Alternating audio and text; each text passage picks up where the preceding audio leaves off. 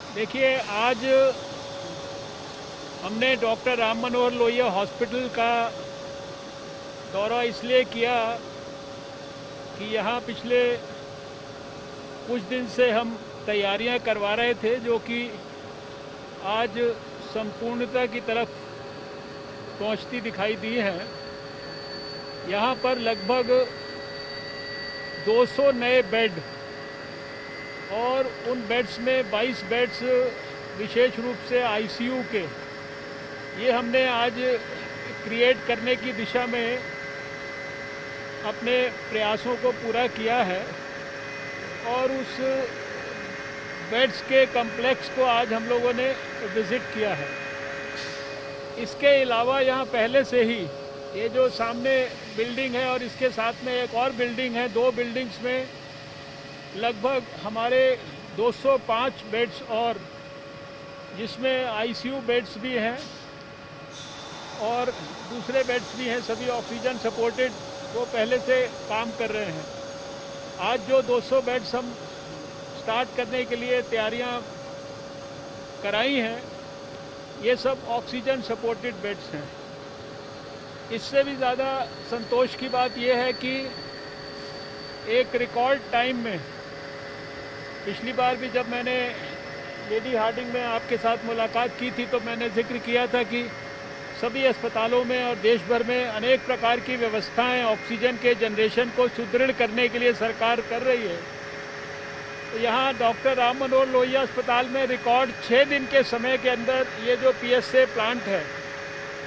ये डीआरडीओ की मदद से लगाया गया है और इस अकेले प्लांट की सहायता से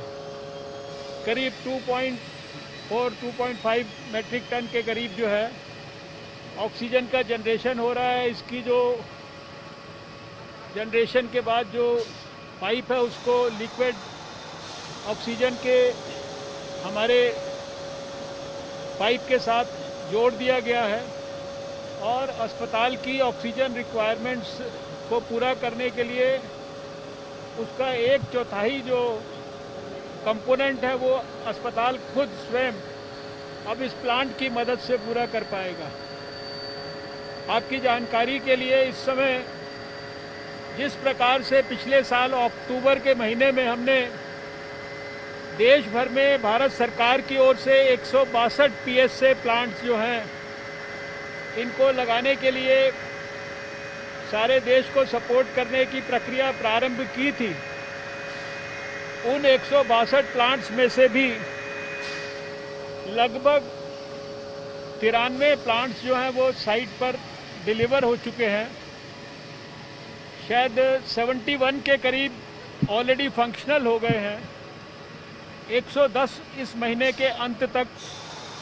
फंक्शनल हो जाएंगे और इसी प्रकार के लगभग, जैसा ये प्लांट आप यहाँ देख रहे हैं, अभी पहले 500 सैंक्शन हुए थे, उसके बाद 551 और, यानी 1051 प्लांट जो पीएम केयर्स फंड के माध्यम से, जिनको डीआरडीओ, सीएसआईआर और हाइट्स ये सब मिलकर देश भर में स्थापित करेंगे, उसकी प्रक्रिया भी बहुत तेज़ी से प्रारंभ हो गई है। जो पहले लॉट में 500 सैंक्शन हुए थे उसमें से 100 इसी महीने में, 200 अगले महीने में और 200 उससे अगले महीने में ये भी प्रारंभ हो जाएंगे। यानी ये 1000 प्लांट्स जो हैं इनकी भी अगले 2-3 महीने के अंदर पूरी तरह से, और इस बार इन प्लांट्स की जो साइट्स हैं उनको भी हमने स्टेट गवर्नमेंट्स के ऊपर नहीं छोड़ा है कि वो इन साइट्स को फाइनल करें। इसके लिए भी जो हमारा नेशनल जो हमारी रोड अथॉरिटी है और नेशनल हाईवे अथॉरिटी है और इसके साथ साथ जो सीपीडब्ल्यूडी है, इनकी मदद लेकर, ताकि किसी भी चीज़ के अंदर कोई भी स्टेट गवर्नमेंट्स के इन्वॉल्वमेंट के कारण कोई भी देरी ना हो, सारी चीज़ें जो है भारत सरकार ने अपने हाथ में लेकर उसको जो है सुनिश्चित किया है। लगभग आप जानते हैं कि अब तक 9,500 से ज़्यादा मेट्रिक टन का जो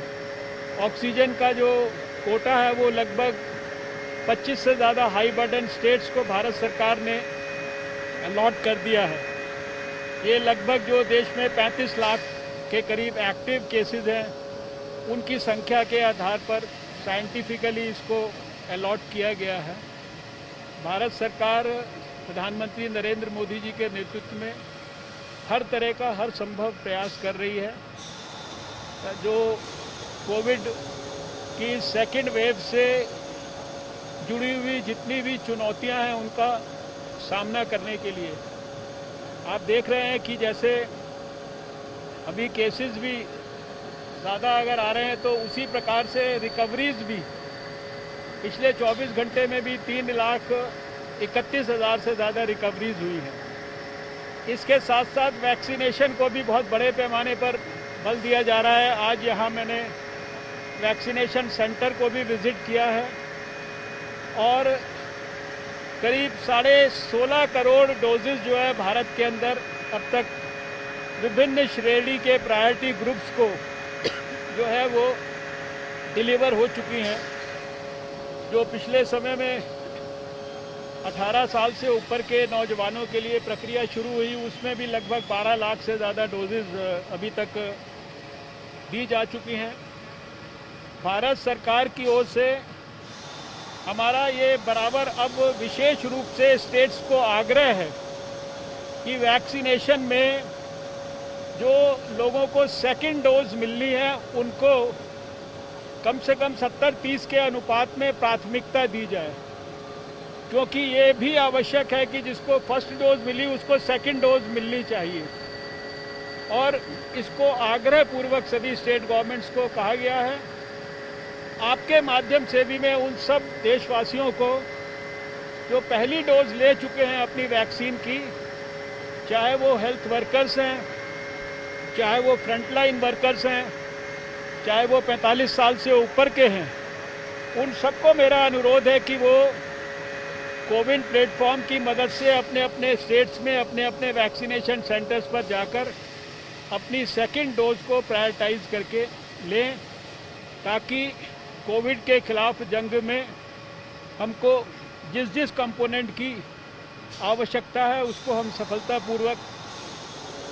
निभा सकें और उसको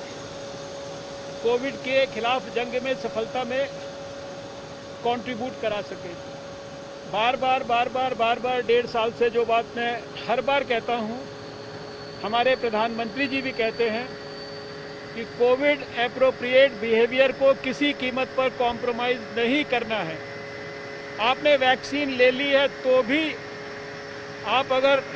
अपना मास्क ठीक से लगा के रखें, ये बहुत ज़रूरी है। 2 गज की दूरी बनाकर रखें, अपने हाथों को साबुन से बराबर धोते रहें और आवश्यकता नहीं है तो बाहर भीड़ में कहीं जाने की ज़रूरत नहीं है, भीड़ भड़क्के के फंक्शंस ऑर्गेनाइज करने की ज़रूरत नहीं है। ये बड़ी मूल बातें हैं। शायद कोविड के खिलाफ जंग में सबसे बड़ा हथियार जो कम से कम मैं समझ पाया हूँ वो ये मास्क और साथ में वैक्सीनेशन है। इन बातों पर देश के लोग विशेष रूप से ध्यान करें। हमें पूरा विश्वास है कि हमें आप सबके सहयोग से, देशवासियों के सहयोग से, whole of government, whole of society approach से प्रधानमंत्री जी के नेतृत्व में